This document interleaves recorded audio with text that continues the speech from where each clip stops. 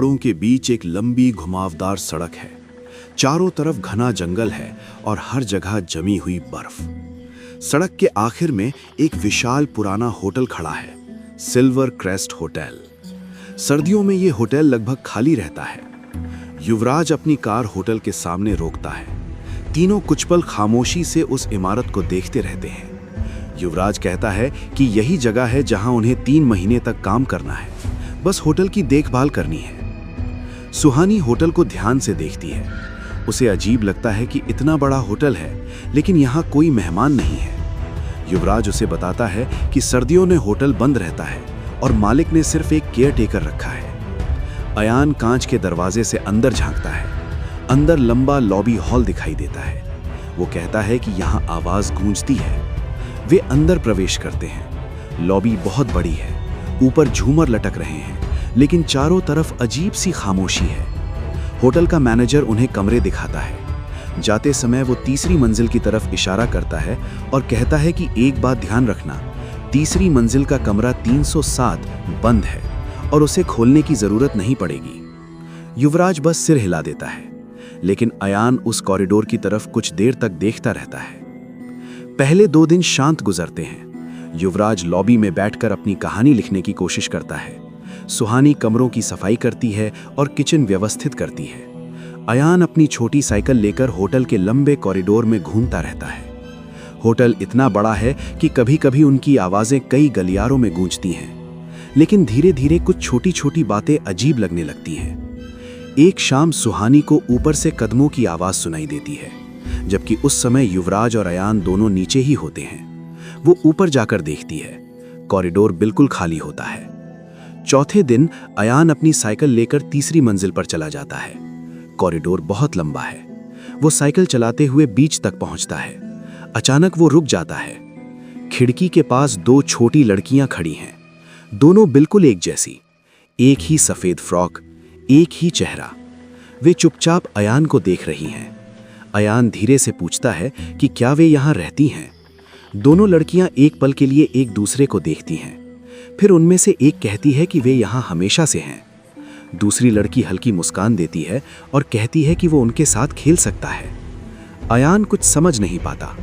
तभी होटल के किसी हिस्से में अचानक एक दरवाज़ा जोर से बंद होता है।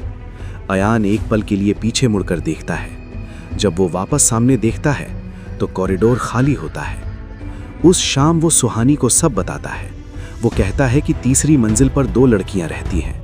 सुहानी उसे समझाती है कि यहाँ कोई और नहीं है, लेकिन अयान को पूरा यकीन होता है कि उसने उन्हें देखा था। कुछ रातों बाद युवराज को नींद नहीं आती। वो होटल के खाली कॉरिडोर में टहलने निकल जाता है। धीरे धीरे चलते हुए वो तीसरी मंजिल तक पहुंच जाता है। कॉरिडोर की लाइट हल्की हल्की झिलमिला रही होती है। तभी उसकी नजर पड़ती है कि कमरा 307 का दरवाजा थोड़ा खुला है। उसे मैनेजर की बात याद आती है, लेकिन जिज्ञासा उसे अंदर जाने से नहीं रोक पाती। वो दरवाजा खोलकर अंदर जाता है। कमरा अंदर से साफ दिखता है, जैसे कोई अभी अभी यहाँ रहा हो। बाथरूम से पानी गिरने की आवाज आ रही होती है। युवराज धीरे से बाथरूम का दरवाजा खोलता है। अंदर एक महिला खड़ी होती है। उसकी पीठ युवराज की तरफ होती है। उसने लाल रंग की लंबी ड्रेस पहनी होती है। वो धीरे धीरे मुड़ती है। उसका चेहरा शांत होता है। वो कहती है कि आपको यहाँ आने में देर हो गई। युवराज थोड़ा हैरान होता है और पूछता है कि क्या वे पहले मिले हैं। महिला हल्का मुस्कुराती है और कहती है कि आपको याद नहीं, लेकिन ये जगह आपको याद करती है। वो थोड़ा पास आती है। तभी युवराज की नज़र बाथरूम के शीशे पर पड़ती है। शीशे में महिला का प्रतिबिंब अलग दिखाई देता है। उसका चेहरा बूढ़ा और सड़ा हुआ होता है। युवराज घबराकर पीछे हट जाता है। जब वो फिर सामने देखता है तो बाथरूम खाली होता है। सिर्फ नल से पानी गिर रहा होता है। अगले दिन सुहानी स्टोर रूम में पुराने कंबल ढूंढ रही होती है। वहां उसे एक डिब्बा मिलता है जिसमें पुराने अखबार रखे होते हैं। एक खबर उसकी नज़र में आती है, लगभग 30 साल पुरानी। हेडलाइन में लिखा होता है कि एक केयर टेकर ने होटल में अपने परिवार की हत्या कर दी। खबर में लिखा होता है कि सर्दियों के दौरान होटल में अकेले रहते रहते उस आदमी का मानसिक संतुलन बिगड़ गया। उसने अपनी पत्नी और अपनी 2 बेटियों को मार दिया। फिर वो खुद गायब हो गया। सुहानी धीरे धीरे उस खबर में लिखा नाम पढ़ती है। नाम होता है युवराज सिंह। वो कुछ पल तक अखबार को देखती रह जाती है। अगले कुछ दिनों में युवराज का व्यवहार बदलने लगता है। वो देर तक खिड़की के बाहर देखता रहता है। कभी कभी सुहानी को लगता है कि वो किसी से धीमी आवाज में बात कर रहा है। एक दिन सुहानी उसकी लिखी हुई कॉपी देखती है। उसमें कहानी नहीं लिखी होती, बस एक ही वाक्य बार बार लिखा होता है, ये घर मेरा है, मैं वापस आ गया हूं। एक रात भयंकर बर्फबारी होती है। बिजली चली जाती है, फोन लाइन भी बंद हो जाती है।